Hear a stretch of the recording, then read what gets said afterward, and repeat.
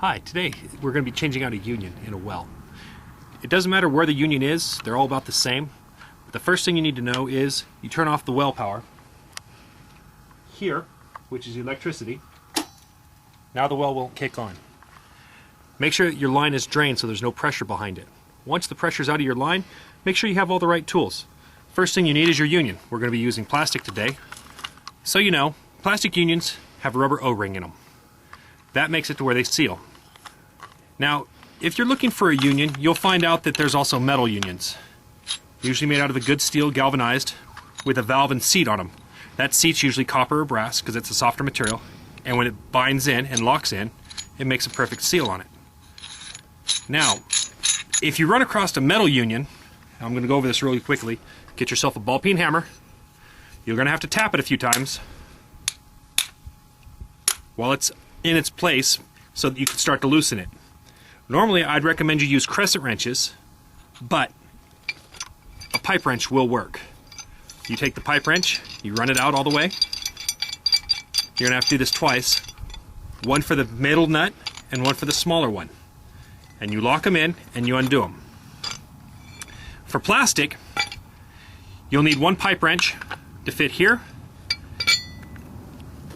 and a pair of channel locks.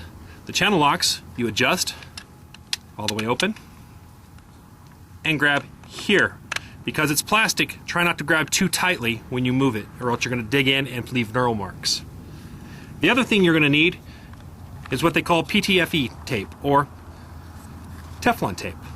I use Teflon tape over dope, or what they call pipe dope, or thread dope, because it makes it to where you can take it apart easier. Now, down to the well. Lots of fun.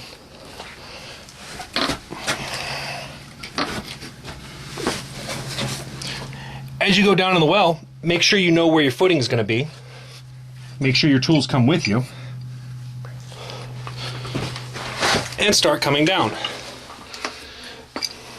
A few spider webs, a few spiders, all the same. When you look at your pipe work, take care. Make sure you don't step on it. You're going to find out a lot of pipe goes into this. And it goes into a tank.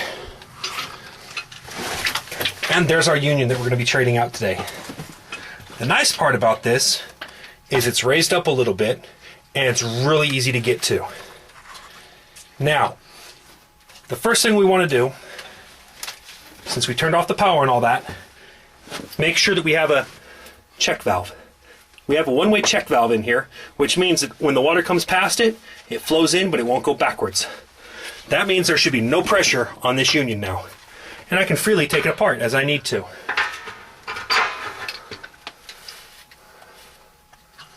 Leave that plastic union. Set the tools down. Set the union down. Tape down.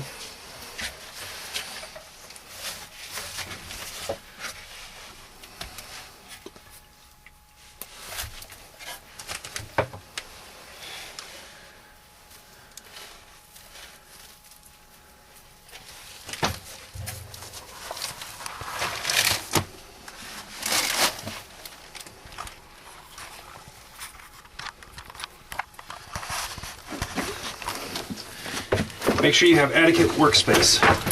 If you don't have the right amount of workspace here, you're going to be fighting against yourself. Now, first thing we do, take our channel locks, open them up, see if it's going to move. Notice those threads want to move because I have tape on them. So the first thing we're going to do, take our pipe wrench, make sure it's open.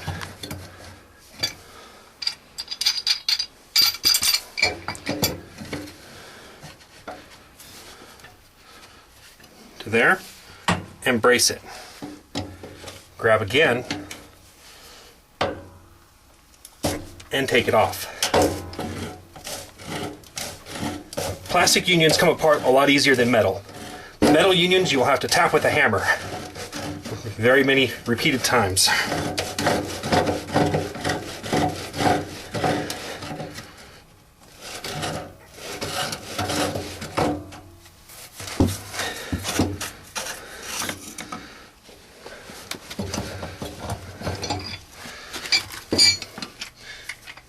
Now, because this is an inline well and we need to separate it, I'm going to move here and move that. That's all it took. Notice no water pressure. Now for the second part. I want to grab a hold of the pipe so it doesn't move. Here.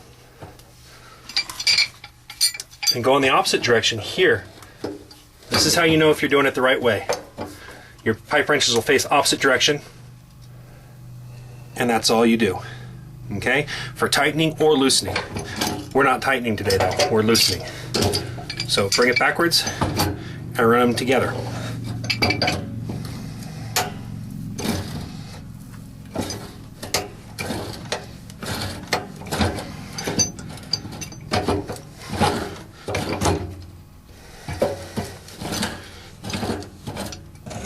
After a while, it becomes loose enough, you can take it off by hand.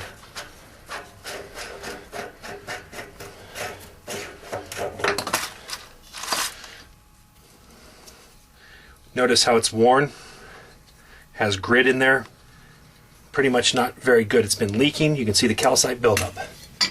Now, we want to make sure that we clean this area. As you notice, there's Teflon tape in here. You want to clean all this up real quick. Just rub your fingers, or if you have a wire brush, take that to it, but lightly, as the wire brush will gouge into the plastic. Now, most of the time, when you do this, you're going to find out that all of your piping is metal. Very seldom do they ever use good plastic pipes. It's a modern invention. Most wells went obsolete a long time ago.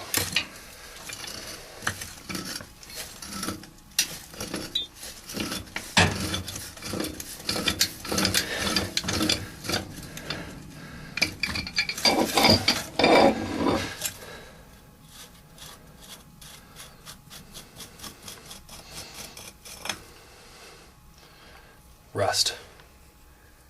And again, there's a gouge all the way through that, and as you notice, it's split and broke. Usually what causes that is it freezes. That's one of the only ways that this stuff breaks. Now the bad news is, because it froze and broke like that, there's more chances that it'll happen.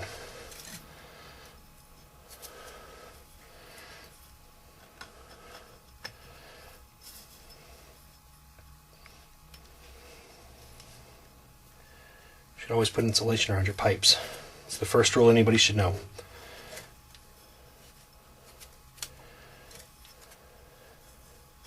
The nice thing about Teflon tape, not only does it make it to where you can loosen things up quicker and easier, and you can get everything done quicker, but you don't have to have it perfectly clean, because it stays in the grooves and it seals it. When you put this on, make sure you go the right direction. So every time you tighten something, it keeps the tape on there tighter.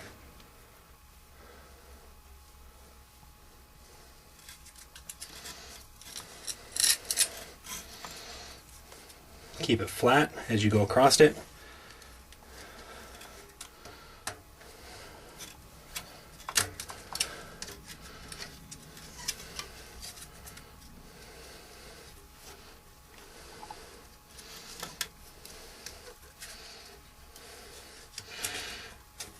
When Teflon tape first came out, Kaiser Steel was using it. They'd tell you 3 wraps is all you need. Honestly, that's pretty true. You only need about 3 wraps of this all the way around on the threads. Me, I put a little bit extra just to guarantee it, and then you run right along with it so it pulls it in. Same for this side. As you notice, I'm going just the opposite of where I was going the last time. The reason is because, well, this is the other side of it. Threads are the same, but because it's on the other side.